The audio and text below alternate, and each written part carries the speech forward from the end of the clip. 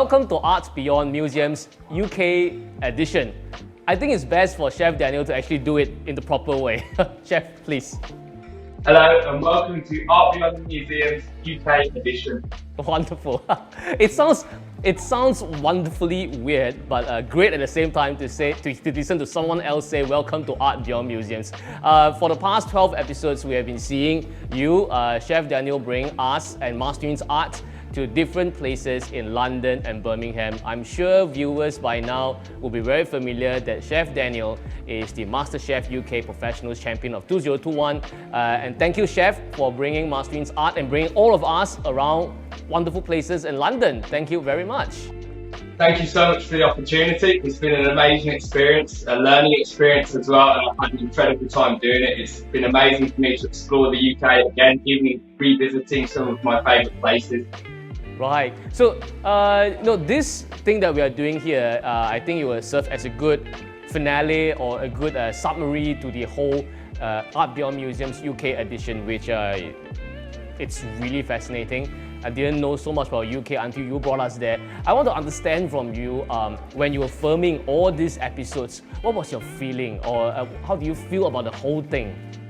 I felt a lot of excitement. It's hard work, obviously, to organise it and transport it, but it was an incredible experience. So obviously I felt a lot more connected with Master Young's paintings. I learned a lot more about them myself and the feelings I got from the paintings, as well as just these incredible places in the UK, because even though they are my favourite places to visit, at the same time I learned a lot more about the history and how they work. It was just basically a knowledge trip. I got so much knowledge from Master Young's art, as well as all the different places I visit and how these places work. And then the experience of how they all connect together and the links between art, food, art, history. It's just an incredible experience. So almost like I want to say a school trip, so because of how much I learned, but it was a bit more exciting than a school trip. Right. I noticed that as the episodes progressed, as you mentioned, you have a better connection with Mastering Arts, because I saw that you were putting in a lot of here's how you feel about the painting. And just like what you say, Mastering Art, if it's a piece of art, and especially Mastering Art, I think everyone, when they see it, they have a different feel about it. So the more as the episodes developed, I saw that you have a greater feeling and attachment and connection to it. So Chef Daniel, when you brought these paintings, Mastering paintings to London and Birmingham, so many wonderful places to film, how did the locals feel about it? I mean, it's not the usual way, not the usual art that they might be seeing. So how did they feel about Mastering's paintings? Well, when I brought them into different places, and as I said, the locals saw them, the people who worked at the different venues who saw them, it was just more interest and amazement, because it's such a unique art style, art form that Master Young does. Everyone's just drawn into them. They're bright colours, they're vibrant, and it was constant. Like, as soon as you walk past someone with one of these paintings, or they saw a glimpse of it, the questions were asked: who are they, where are they from, why are they like this, what is the style? It just intrigues people, they're just drawn in. They want to know more about it, because, as I said, this is not the normal kind of artwork you see everywhere. People see this artwork and it jumps out at them. They want to know more, they want to learn more about it. So it was a really nice feeling to share some of the information I have, how I feel about these paintings. And it's curiosity from basically everyone we walked past. It's curiosity: what are they, why are they like this? So it was an amazing feeling. I'm glad that they actually, Mastering Art actually picked the curiosity and interest of friends who are out of Singapore. A lot of people, when they look at Mastering Art, sometimes they question, they can feel that there's a bit of Asian taste to it. It's Chinese, yes, but there's a lot of modern techniques, as you have very well described across so many episodes. So I'm sure when it goes around the whole world, everyone would have a certain entry point into it and connect at it at different points, and I suppose that's where the magic it's about. Of the so many episodes that you have done, wonderful places, which might be your favorite venue? That is a very difficult question to ask, because obviously I have so many favourite venues, and these are some of my favourite places in the UK. If I had to pick one, for me, being a chef and of Chinese heritage, it would be A. Wong's restaurant in London, because this is one of the most amazing restaurants in the world. He has 2 Michelin stars. He does traditional Chinese food in a modern approach, and I think the way it all just connected and linked with Master Yun's artwork, it was an amazing experience to see how he connected with the artwork itself, and also as a chef watching him work and explain like the similarities between artwork and his food, traditional and modern. I think that was just an amazing day for me to get to meet Andrew Wong, to talk to him. It was an incredible experience. I saw the episode and I looked at Chef A. Wong's food, and I was thinking, I must make my way to London to actually try his 2 Michelin stars food. Yeah, it looks incredible. And what you're saying is, I absolutely agree, because Chef A. Wong's, he managed to, inherited what is Asian cuisine and give it a bit of London twist to it. That's pretty much a similar thing that's happening in Master Yun's arts as well. So that's wonderful. One episode that caught a lot of our attention was when you went back to your alma mater, and instead of dressing up like this, you put on your chef's apron and you came up with a dish that's inspired by Master Yun's art. May I ask about the process and the thought that you have when you look at Master Yun's art? How do you connect it with the gastronomy, the food, and coming up with a dish like that? So for me as a chef, I look for inspiration from everywhere, and when I spend so much time with Master Yun's artwork and understanding more about how it makes you feel, that's how I basically started to come up with a dish. As I understood Master Yun's artwork, and basically it's a lot of feeling, it's like a natural flow to the whole painting itself, and as I got a better understanding of this is what started to inspire me to make dishes. So I started looking at traditional techniques I learned in cooking, so traditional French techniques, then pushing it into more of a modern way, also using my heritage of Asian influences. And then the big thing for me was about balance. We talk about Master Yun's balance in his artwork, so it's similar with food. So I look at balance in textures, balance in flavours, and basically harmony among the plates. And then when it came to plating, I wanted to have bold flavours, bold colours that pop off, because that's how Master Yun's artwork makes me feel. It's bold, it stands out, and it's also, it just connects together. So when I came up with this dish, I wanted to think about balance. I wanted to think about what colours I was using, big flavours combined with like subtle flavours, and basically all these contradicting things that come together and basically create a piece of artwork on the plate.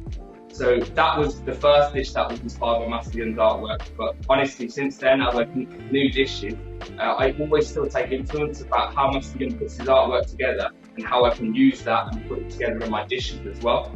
So it's just all about feeling as well. The feeling I get from painting, balance, harmony among flavours and colours, and that's how it comes together. It is basically just feeling that comes across when I look at Master Yun's artwork.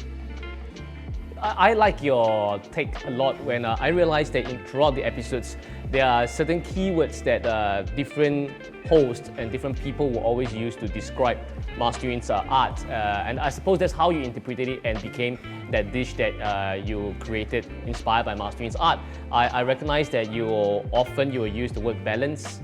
And when you're creating the art, the dish, you were saying that it's balanced, but it's also bold at the same time, which I think it's quite a difficult thing to handle, because some things, when it's overly bold, the flavors are too strong, when there's no balance, something is lost. Sometimes when it's too light, that's not even a balance as well. So I think that's really something that even I learned from you about Master Yun's art when you were doing this dish. So it's a great exchange that's going on. In that episode, you also mentioned that you have cooked for Master Yun before. Can you briefly tell us about your story with Master Yun? Yes, of course. So Master Yun, I first met at Shangri-La Hotel. So I moved out and I started working at Origin. And I remember the first day Master Yun came into the restaurant, because I actually still have the photo when we first met and I first cooked for him. So from there, I actually, we built a relationship. Master Yun would regularly visit and I would be the one to cook for him. And it was an amazing experience to obviously speak to Master Yun, get to know him. And then he supported me throughout my career in Singapore. And it was an amazing time for me. It helped me to develop and grow. He even came when I moved restaurants to Table 65. We won a Michelin star. he came and congratulated us and came and ate at the restaurant there. And since I've met Master Yun, he's always been an inspiration to me. He's always supported me.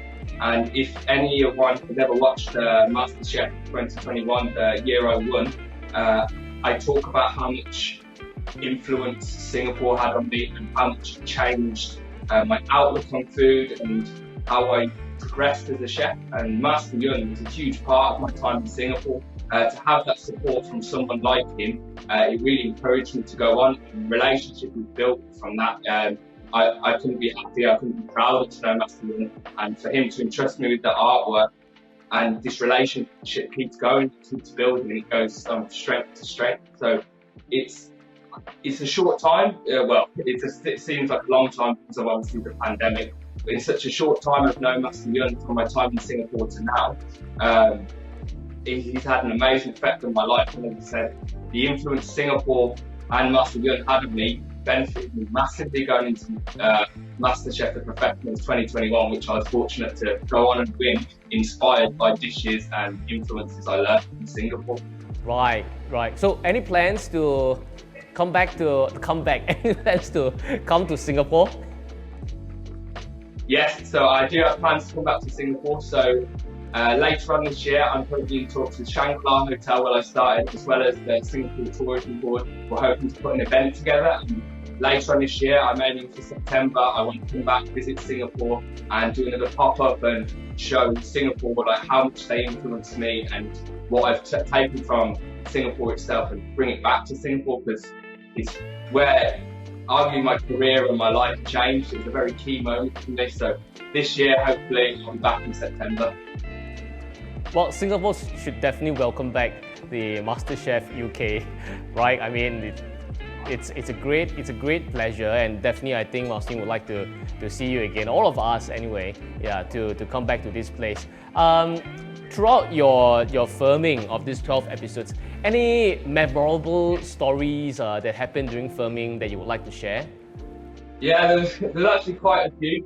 One that always sticks out, and we're going to go back to A1, the restaurant filming there, because obviously it's a restaurant service, it's busy. We had to film in the morning, and he opened his restaurant at midday for lunch service, so 12 o'clock.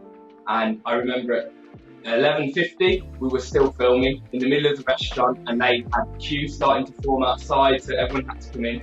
So we had to rush, get everything done. And basically what A1 did was he didn't want to waste the food he presented for the show, which is the full tasting menu of his restaurant. So he wrapped it up in bits of tissue and then gave it us, and we had to clear all the equipment out. We had to get outside, and as all these people were queuing for their 2 Michelin star meal, we were stood outside the restaurant eating the food out of little bits of tissue. So we ate a 2 Michelin star meal on the side of the road out of some tissue, but it was still delicious. Okay. Oh, I never knew that. That means that Chef A Wong is he was really on about this project, and it went on until it was about his lunch service. Then that's really something. Yeah. So I mean, I have one more important question for you. I mean, you briefly mentioned about this, but as a chef, and Master Yun is an artist. I think chef is an art as well. Like how do you see on a higher scale, on a grander scale, this visual arts and this gastronomy art? How do they come hand in hand, and how has it influenced your whole filming? So I think it's, as we touched on earlier, it's about balance. And when you think of food, when you think of art, you don't always pick it apart. You just appreciate the whole thing. But when you start to dig into both, whether it is a piece of art or a beautiful dish, when you dig it down, you have to understand the layers that build it. And that's where the connection comes from. So you can't just get a load of things, bold colours, flavours, different materials. You can't just put them together and just hope it works. You need to understand each element and build it from a dish. And so even though people can pick it up and say, okay, there it is, like I can take it in one, you can't, you really need to understand it. So whether you're looking at a piece of artwork, you can see the whole picture originally. It's the first thing that catches your eye, draws you in. But as you look closer, you can break down the different elements, the different layers in artwork. And it's the same when you eat a dish of food. When you really appreciate a dish of food, you get in front of you, you look at it, you take a mouthful, you're like, okay, that's nice. But then if you take the food and you really taste the flavours, start to understand what you're feeling, that I can taste sweet, I can taste sour, I can taste salty, and understand how they all work together to make the dish that you love. It's the same with artwork. I said, you originally look at a piece of artwork, you see it and you appreciate it. When you look closer and you look at the layers, the textures, the colours used, you get a better understanding. And I think that's where the connection comes throughout. It's all about balance, it's all about harmony. It's looking at things that might not go together, but if you can understand both different elements and pull them together, they work in perfect harmony. It can be a thin line, whether it's art or food, but if you get the balance right, they work, and that's how they work, basically parallel to each other. It's all about balance, understanding and appreciating what you're using. I like the point that you mentioned, that phrase that you say, that things that seemingly don't come together, but if you understand the individual elements, we might just find the harmony. I think that there is a great saying for art, and there's also a great saying for many different cultures and world affairs at large as well. So which reminds me of something. There's this episode on Ealing Studios, one of the oldest the oldest still functioning film studio. I'm just curious, Chef Daniel, how do you manage to get Masterin's artwork into Ealing Studios? Into Ealing Studios? Well, it's difficult. So you approach people and you explain it to them what's going on. And obviously, when you mention Master Young's artwork, the history he has, his style of art, people are automatically intrigued. Then that's the hook. That's the hook. So they ask about it.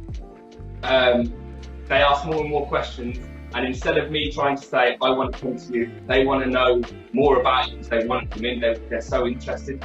So Ealing Studios, obviously we're lucky enough to have a great production team with us. We had a few connections with Ealing Studios. All they did was mention what we're doing. As soon as we got a basic idea and saw some pictures of the artwork, they invited us in. They said, please use our studio. And then they gave us some hints. When we were walking around, we met some great directors, great producers who were always asking questions, what we're doing and why we're doing it. So for us, as soon as, when we approach locations, as soon as you mention Martha Young's artwork, you explain a bit what it's about, people are automatically intrigued.